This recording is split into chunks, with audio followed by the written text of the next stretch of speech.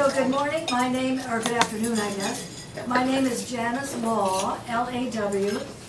I'm a lawyer too, so I always joke for juries that I'm looking for a partner named Order. In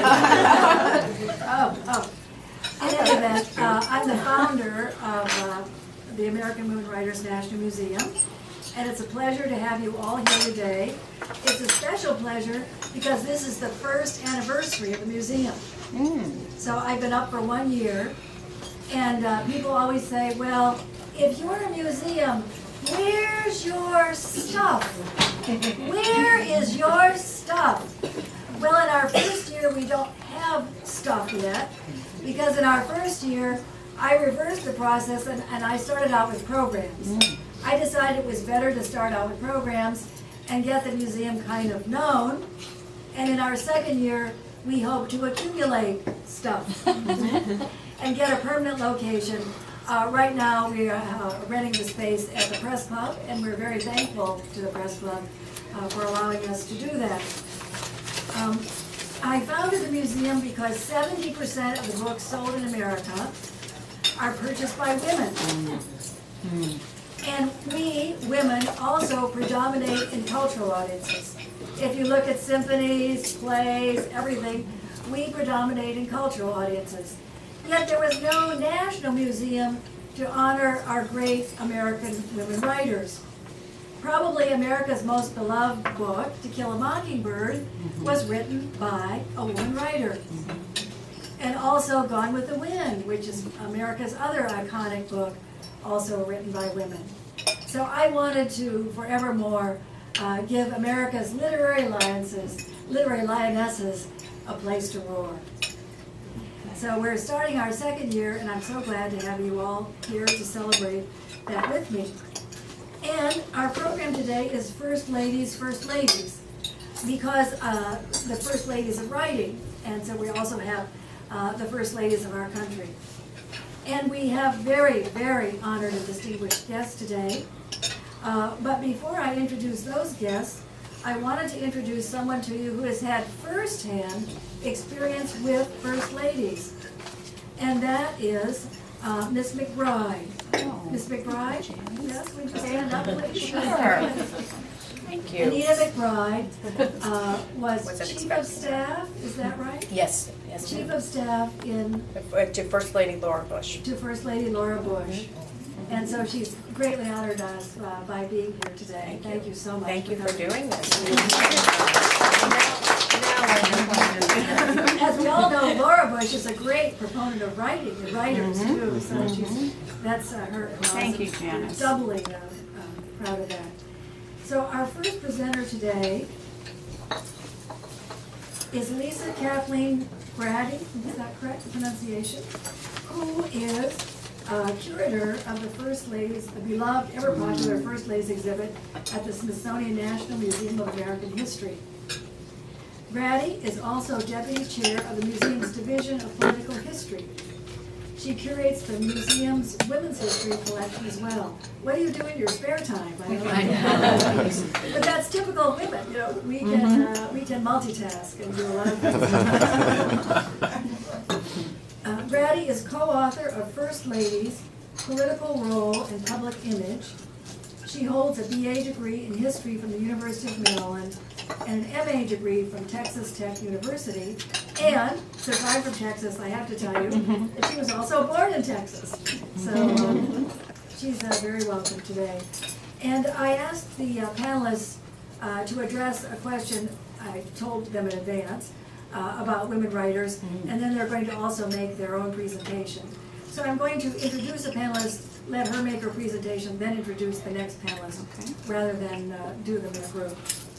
And each panelist has about 20 minutes or so in that general ballpark, and we're going to have also slides or a visual presentation. Can everybody see?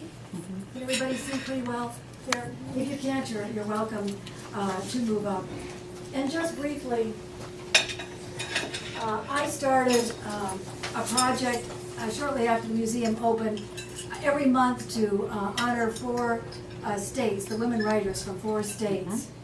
And I'm going through all 50 states. And after this, if you want to stay, we have a brief ceremony. It's about 15 minutes or so, where we read excerpts from these fabulous, fabulous women writers from each of 4 states. Please stay. You can have dessert and do that. And I usually recruit people to read those, so I've already recruited some people to read the excerpts from those. But just as an example, we have Helen Keller from Alabama, Zora Neale Hurston from Alabama, and probably America's most famous author, Harper Lee, To Kill a Mockingbird, and Trudeau Harris. Then we have women writers from Alaska, Arizona, and Arkansas. So we will go through those after the main program, but right now I'd like to give you Lisa Kathleen Brady.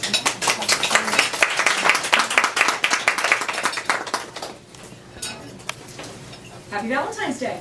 Happy Valentine's And happy anniversary. It's a pleasure to talk to you all today. I'm going to confess that I have notes because I'm becoming very forgetful. But this was an interesting topic for me. It gave me an interesting, a new way to think about the exhibit, the First Ladies exhibit, which is down the street at the National Museum of American History. And as you may know, the First Ladies exhibit is now 100 years old. It has existed in some way, shape, or form at the Smithsonian Institution for the last 100 years. It really makes it the oldest exhibit at the Smithsonian Institution. And this is Mrs. Hughes and Mrs. James, the founders of the collection. This is the exhibit as it existed in the early days in the Arts and Industries building. If you ever wondered why the gowns started to disintegrate at a certain point, it would be because of the skylights coming in through the building. We're famous for this collection of gowns, First Ladies gowns, that is made the exhibit a destination point, really, and a sentimental favorite with just generations of museum visitors. Your grandmother brought you, you bring your granddaughter, really as a destination point. And I couldn't resist on Valentine's Day saying in some ways it's really a Valentine to the First Ladies and to the nation.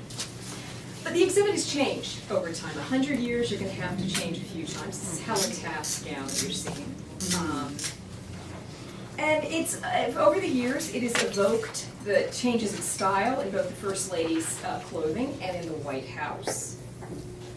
Many of you will remember the exhibit. This is Helen Taft, who was the First Lady to donate her gown to the exhibit. Grace Coolidge. Mamie Eisenhower, the first gown exhibited while the First Lady was still in office, so to speak, because the public wanted to see that candy pink dress.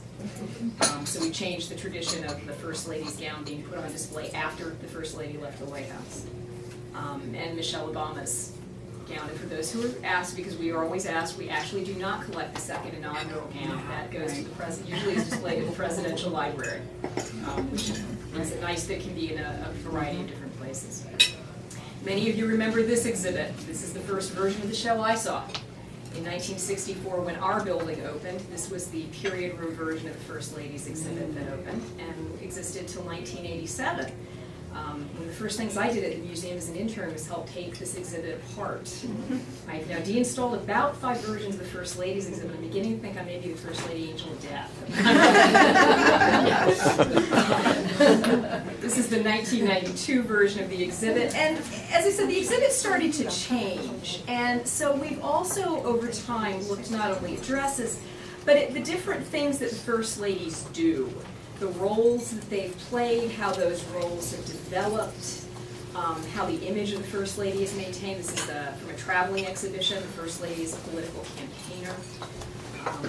The last version we had in 2008, a wall looking at the roles played by the First Lady. The show is now old enough at 100 years it even references itself. So the collection periodically talks about the history of the collection. In this case, how dresses are conserved. People who wonder why they aren't all in exhibit anymore. I have to admit that usually we do this when we're in the middle of construction and we're trying to keep the presence alive while we're building a new exhibit. We've learned the hard way that if the First Ladies comes off exhibit for more than a certain number of days, people become very upset. And it's a destination point if you planned a trip to see something that's very disappointing when it's not there. This is the First Ladies as it existed in 2008 when we moved into the Star-Spangled Banner Chamber and did an exhibit. But this topic started in, this is of course the First Ladies, Michelle Obama's dress, the First Ladies as they existed in, I think it was the new gallery we did in 2011 to showcase the new gown. And then as we look at different things, and here we wanted to look at the First Ladies, really her debut as First Lady, which is what this period between the election and the inauguration is, when the First Lady decides what kind of First Lady she wants to be. In addition to choosing that dress, everyone begins to ask her about the day after the election. She decides what program she wants to carry out and what type of First Lady she wants to be. So we've looked at that. What I tend to call the most recent First Ladies, Mamie Eisenhower through Michelle Obama. And of course, reaching back for, as writers, to quotes, what newspapers are one of our favorite places to draw First Ladies information. For that one night, the inaugural gown is the most important dress in the country. Mrs. Bush and Mrs. Clinton. So we've looked at different things through the exhibit. We've tried to change over time. Our most recent version of the exhibit, which you're seeing now, actually begins to look at how First Ladies choose to put their, how First Ladies choose their role. Not just the different roles they play, but how each First Lady decides who she wants to be and what things she will do as First Lady, and how she then changes the job ever so slightly or in a large way for her, for the next person in line. They all draw from the person before them, the examples before them, and they all leave an example for the next person who will take the job. So it really is an ongoing process. But thinking about writing about the First Ladies, it made me think, what is it that we do in a museum that's different than what a library museum does and what an author does? Because when you come to a museum exhibit, we all use sources. We all read the writings of First Ladies, we read the journals that they kept, we read the letters that they wrote, we read the memoirs that they've written. Some of them have written books beyond that. Millie's book, a wonderful example. We all read those. We all take something different from it and use them in slightly different ways. A museum is not compiling all of the things that a First Lady wrote and making them available for researchers and for the public. A museum cannot give the concentrated, very in-depth look that an author can to one particular person and what they do. So I started thinking, what is it that we do? What is the contribution that a museum particularly makes? Because again, we all are trying to add perspective and context and interpretation to the idea of First Ladies. We all read newspapers, contemporary newspapers, to see what the public thought about the First Lady at the time, what the First Lady was saying to the public at the time. And we all read works by other scholars, giving the First Lady yet another step of remove, of context and interpretation. Our museum has some books and some letters as part of its historic collection, but we're not primarily an archive. So we work through a three-dimensional, much more of a three-dimensional world, with dresses, with silver, with china, pamphlets about programs, brochures, burnt pieces of timber from the White House from the War of 1812. This is our medium. So we're thrilled that places like libraries collect all this material. God knows I used to reading the bibliographies on the website. We're thrilled that people like Maureen write books that we can then come in and use. And then we feel that we add another dimension to this, that in our world, the words support the objects. Somewhat that maybe in other worlds, it's the objects that support the words. But together they all make a whole. Because people experience museums very differently. If you read a book, you can sit quietly, you hope, and read. If you go to a library, you hopefully are going to have a quiet space where you can read and think and work. If you come through a museum, you're on your feet. You're reading on your feet, and you're reading frequently with a companion that maybe wants to go see the trains instead. So you're not always going to have an uninterrupted view of the museum. So I started trying to think about what it is that museums, and particularly the Smithsonian and the First Ladies collection, can do for the writing of First Ladies, the words written by First Ladies and the words written about them.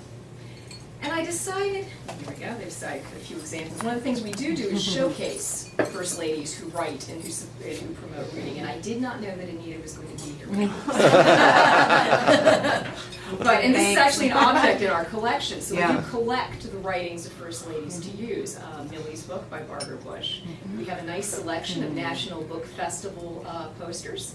Mrs. Laura Bush, of course, being the sponsor of the national, now a continuing tradition, National Book Festival. And Mrs. Bush, of course, as First Lady, promoting policies. This is actually promoting Ready to Read, Ready to Learn, to bring literacy and reading and writing to the nation's children and nation's families. So what do I think it is that museums can contribute to this? Now, this sounded clever to me at 3 a.m., so you're allowed to laugh now if it doesn't sound as clever at noon.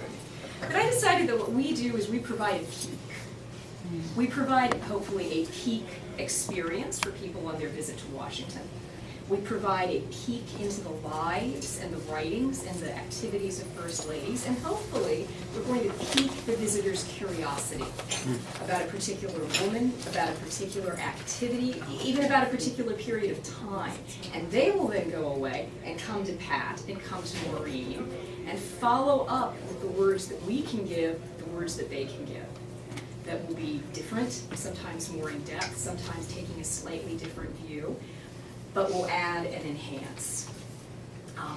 The words of First Ladies can always add to what we have. This is Martha Washington's dress. Now it adds a whole different notion to Martha Washington's dress when you know that Martha Washington wrote that sometimes she felt like a state prisoner while she was First Lady.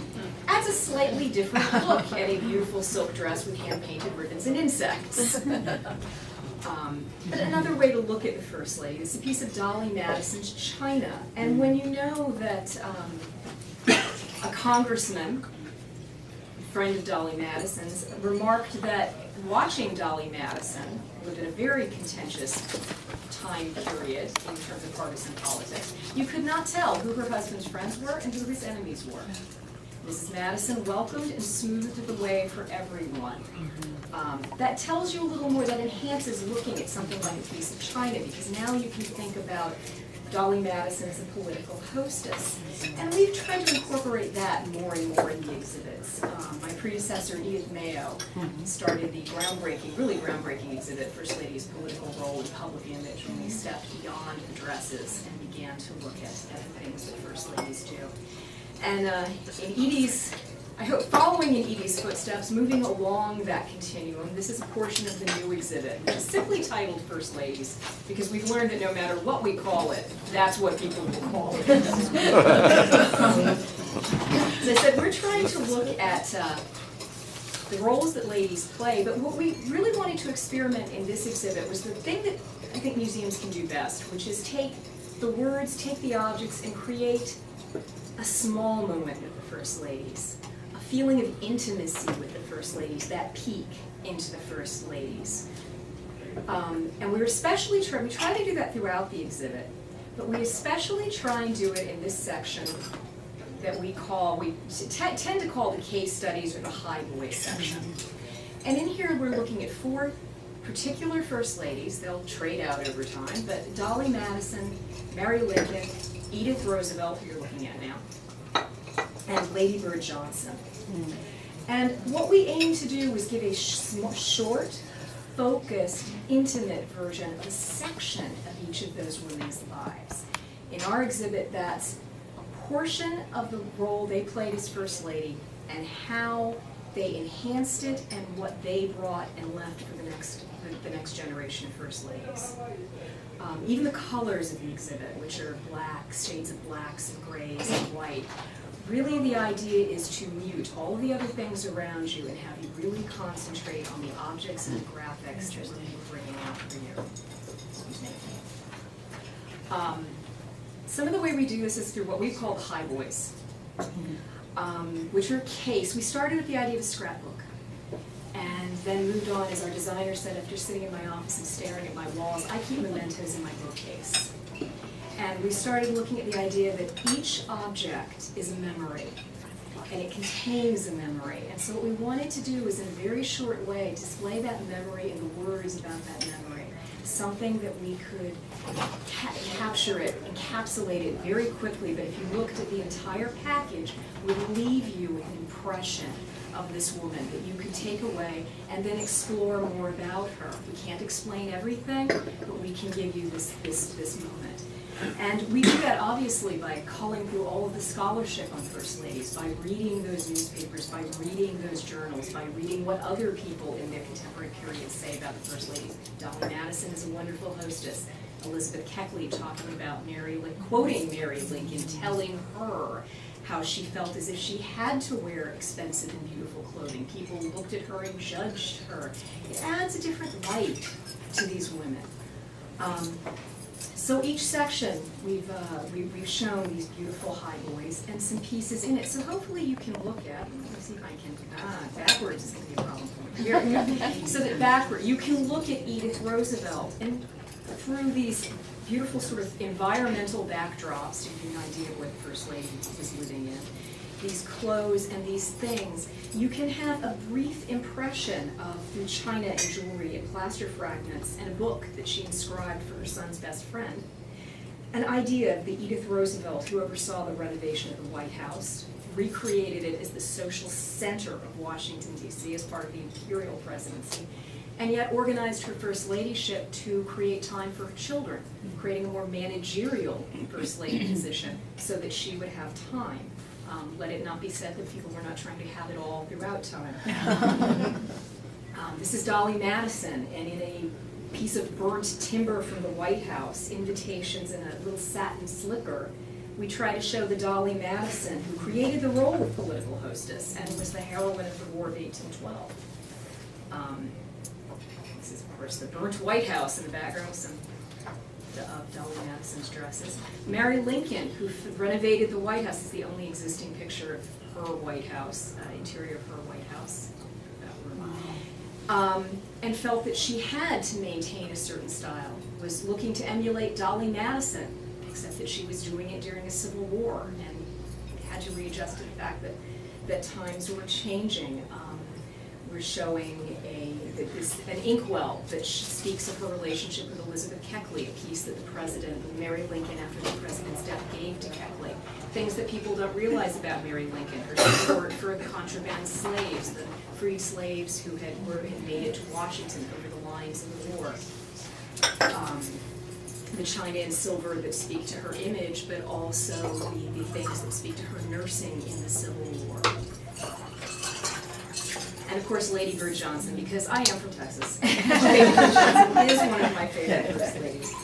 But she's also the first Lady whose West Wing and East Wing meet, who uses her life and her programs to promote the president's programs and really works in a tight partnership. So through her clothing, through her White House, and through memorabilia like the Lady Bird special and White House, her wildflower china, we can show how her environmentalism also supports the president's programs to keep your tax dollars and tourism dollars in America. So visit the national parks. There's a multiple reason to do so. We hope that in seeing all this kind of material, and of course it's all enlivened, we hope, with quotes, that you can have this moment with the First Ladies, and you can have a moment with what the First Lady is saying and thinking, and someone is thinking and saying and thinking about her, that will create this impression. And what we hope is that you will leave us and you will want to know something more about this person. You will come to Maureen, and you will come to Pat, and you will look for more of the First Ladies. That together, the three of our institutions, the things that we do actually complement each other and really create a very holistic view of First Ladies and the words that they write and the words that are written about.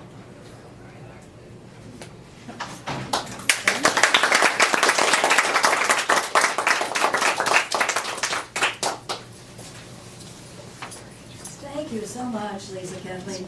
After each speaker speaks, I'm going to introduce the next speaker, and then after they've all spoken, you may ask questions, so save your questions